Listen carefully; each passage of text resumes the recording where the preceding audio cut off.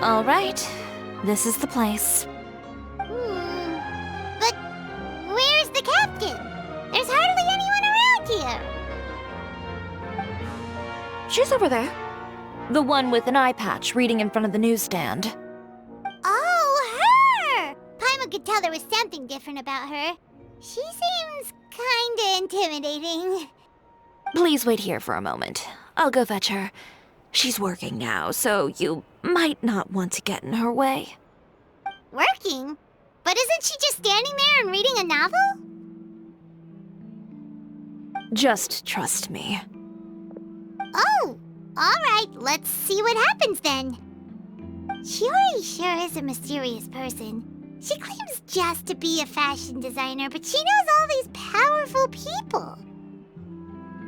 The court of Fontaine isn't particularly tolerant of visitors from overseas, so it isn't easy for a foreigner to promote their brand here. Even more so in the competitive world of fashion. Even a local like me just trying to make a film has to face all kinds of challenges. So I can only imagine what Chiori has been through to get where she is today. I'm sure that having more connections has definitely worked in her favor. Reading on the job? Detective novel. One main character? No. Multiple. Branching storylines. I see. How's the plot coming along? One of the main characters is about to make a choice that will affect the rest of his life. I'd wager he's going to make the wrong choice. Any way to speed things up? There's something I need your help with. You know that doesn't depend on me. It all comes down to what the character chooses. Which is exactly why I'm here to help.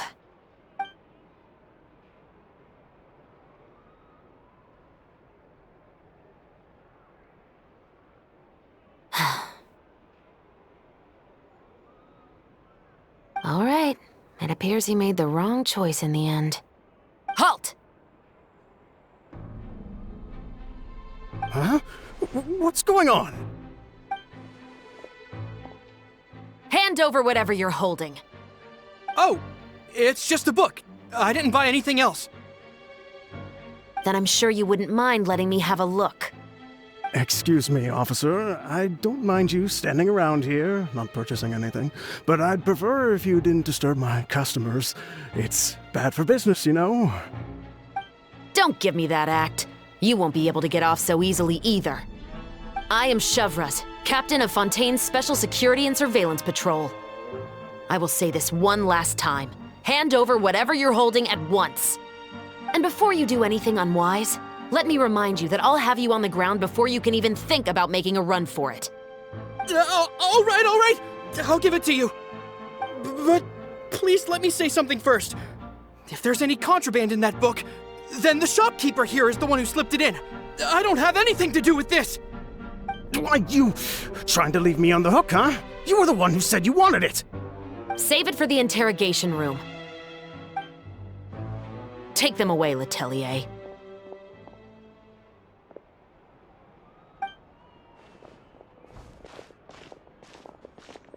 What's going on here?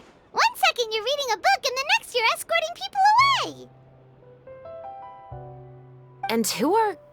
Oh!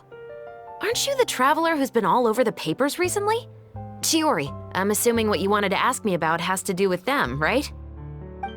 Maybe I can let you in on what's happening then. Now that Vacher has been brought to justice, no new shipments of synth will be made and distributed to sellers. The Fontaine guards have been busy collecting the remaining synths still circulating on the market. Thanks to a tip from our reliable source here, this should be the very last batch. Oh, so you were pretending to read a book in order to catch the bad guys! Oh, Paimon almost forgot to introduce ourselves. Paimon is Paimon, and this is the Traveler and Xavier! Hey, I'm Chevreuse. You probably already heard me introduce myself, so I won't bother repeating it. Yeah, why didn't you make a move as soon as you had the chance? Were you worried that my intel wasn't accurate? No, I wanted to see if the shopkeeper would turn himself in first. All he had to do was come up to me and say that he didn't know where the synth had come from. If he did that, then I wouldn't have had to press charges on him. He had the whole day to turn the synth over to Chevreuse. But instead, the moment I came up and blocked Chevreuse's line of sight, he took the opportunity to sell it off. Yep, he made the wrong choice, even though the right choice was right there in front of him. But you knew they wouldn't make the right choice. Yeah, I knew. I was just hoping I'd be wrong for once. Enough about that, though. What did you want to ask me about? Oh, you see, it's like this.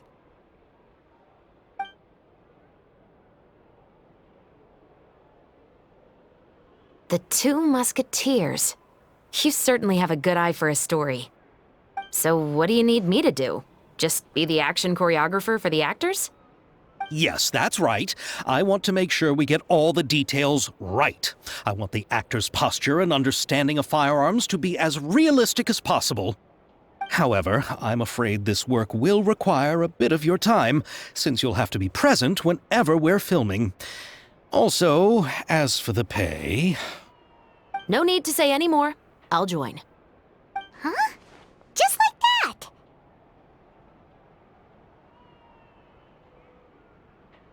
Really? You're willing to help us with our humble film project? Sure, it's no big deal. As I said, we've wrapped up our investigation here, so I don't have any other tasks on my plate for the moment. Besides, I personally really like this novel. I even have the collector's edition at home. Stories where justice prevails over evil never get old for me. Then we've got a deal? Yes, I'll see you on set tomorrow. Oh my! I can hardly believe it! I should tell Lady Furina immediately. Oh, and I must tell the prop manager and lighting technician to get everything ready. We start filming tomorrow! Calm down, Xavier. The film is going to take more than just a day to finish. Still, I should also head back now and start preparing the actors' costumes and makeup. Alright, guess that's it for today then. Traveler, Paimon, please stay for a moment. I have something to tell you. Then I'll take Xavier back. Poor thing. He's so excited that he can't even walk straight anymore. I don't want to spend our first day fishing our producer out of the fountain.